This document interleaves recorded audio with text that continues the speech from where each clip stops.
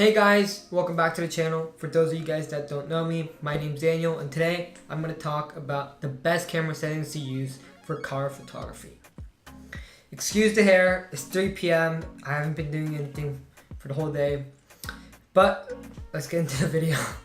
I want to start off by saying there is no best camera settings for any photography. It all depends on the situation you're in, what camera gear and equipment you have. But the one thing that every photographer should know before taking a photo is the 3 pillars of photography. If you guys don't know what I'm talking about, the 3 pillars of photography are aperture, shutter speed, and ISO. This applies to all types of photography, but since this is a car photography video, I'm going to talk about the best settings to use specifically for car photography. Starting off with aperture. Aperture is the amount of light that is going through your lens. So a small aperture is a high f-stop number like f11, f12, f13, and then a large aperture is a small f-stop number like f1.4, f1.8.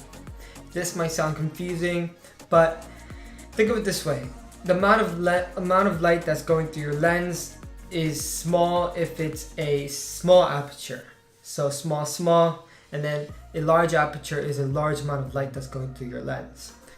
So a small aperture means that most of your image is going to be in focus, and then a large aperture means that it's going to create that depth of field where only a part of your image is going to be on focus, and then the rest, like mainly the background, is going to be out of focus. So for car photography, I tend to shoot my car photos in sort of the larger f-stop numbers, so small aperture, because I want the car, mainly the subject, the car, to be in focus. And then if you choose to shoot in a large aperture, so a low f-stop number, it's going to create that depth of field, which is great for some photos if that's something that you're going for. Maybe you have a logo of a Carrera GT like I shot here, to have that mainly in focus and everything around sort of blurry.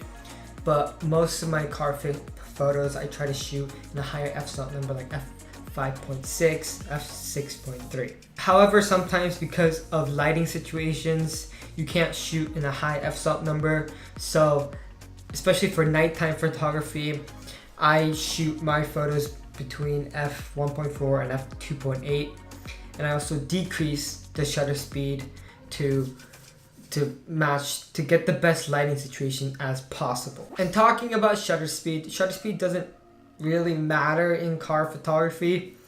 I just use it to create the best lighting possible. But what you guys need to do is follow the 1 over the focal length rule. So this is, if you have a 50mm lens, you can't go below 1 over 50 second shutter speed.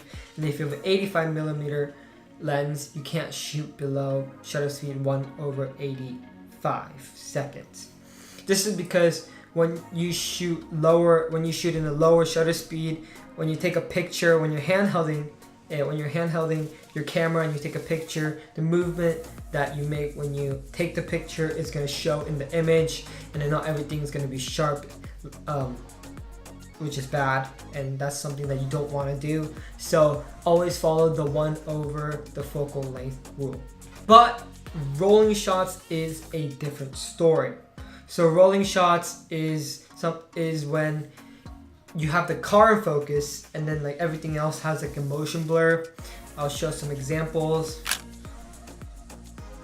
So these shots are created by shooting in lower shutter speed, or if you're standing still and then you do a panning shot at around 1 over 125th shutter speed, that's what results in that rolling shot where car's in focus, wheels are in focus, everything else has that motion blur, which turns out to be a very cool picture if you get it right.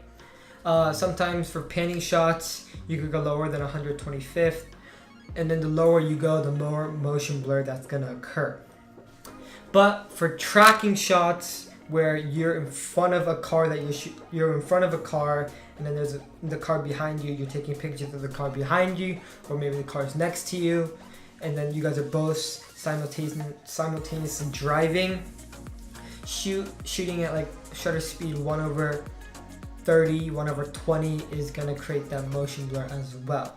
Moving on to ISO. ISO is your camera brightening up the image. If you have a little knowledge in photography, you guys probably know that as you increase your ISO, your picture is gonna get brighter. But if you keep increasing it, you're gonna see that grain, and then that it's not as sharp, it doesn't look as good as shooting in a low ISO. So when you're taking any picture, car photos, landscape photos, any type of photography, always shooting in a low ISO is gonna turn out the best results, and that's something that you guys should know.